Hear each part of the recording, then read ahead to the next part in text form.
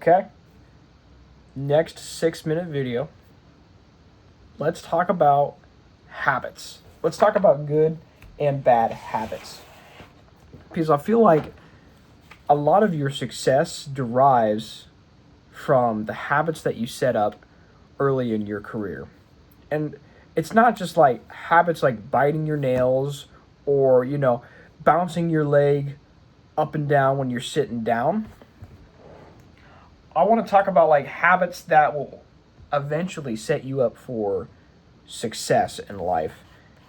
They don't have to be serious, but they give you a slight edge against people that don't do them, right?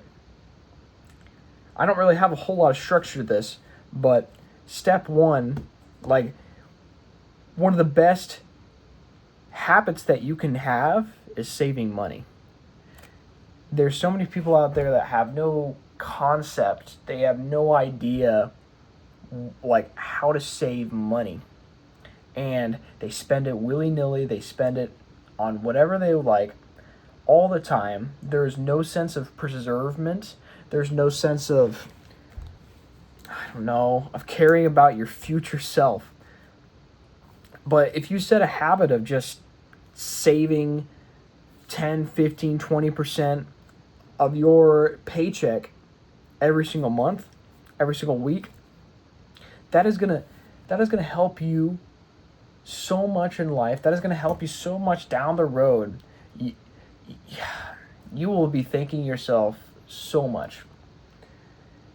And not only saving your money, but also putting it into like an investment fund, a 401k maybe. That, not only are you putting that money away, but when you are old, like 60 years old, you're going to be taking that money out of that account, and it's going to have compound interest. I know it's a buzzword whenever there's investing involved, but it's going to grow while you just sit there and do nothing. You don't have to do anything, and it grows for you. It does the work for you.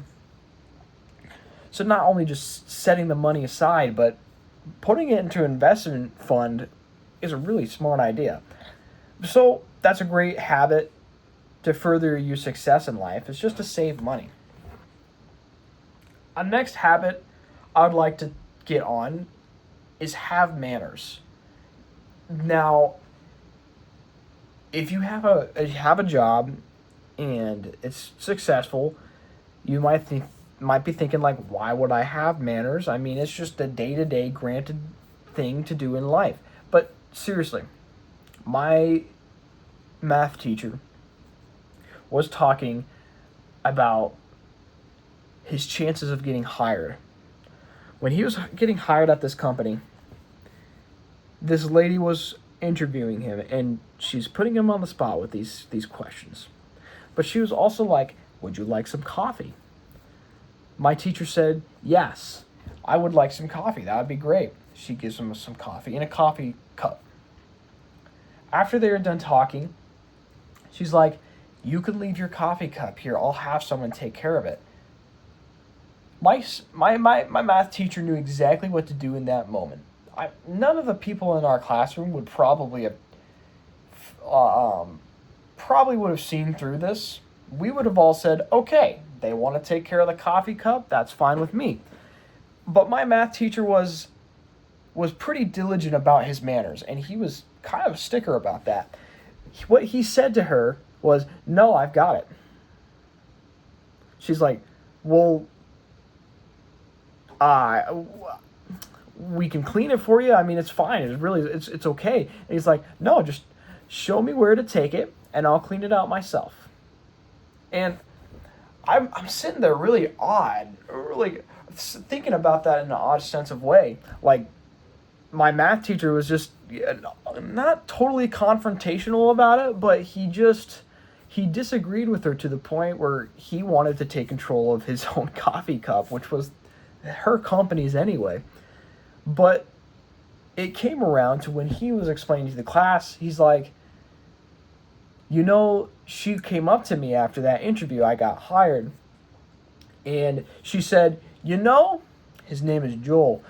Joel, you aced that interview. And he's like, oh, did I? How so?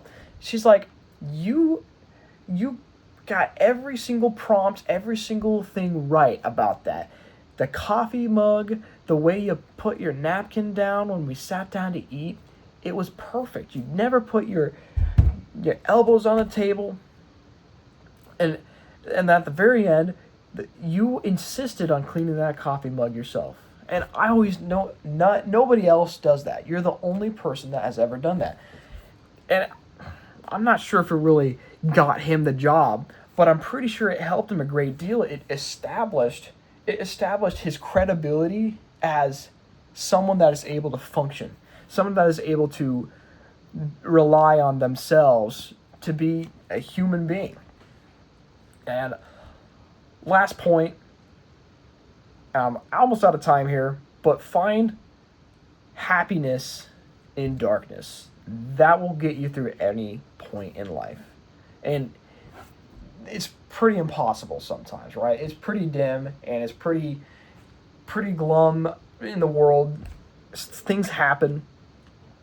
But the more you find yourself getting covered and drowning in the depression of life, the less productive you're going to be, the less happy you're going to be, obviously, but less productive, less happy, you're not going to be contributing anything to yourself or to others, right?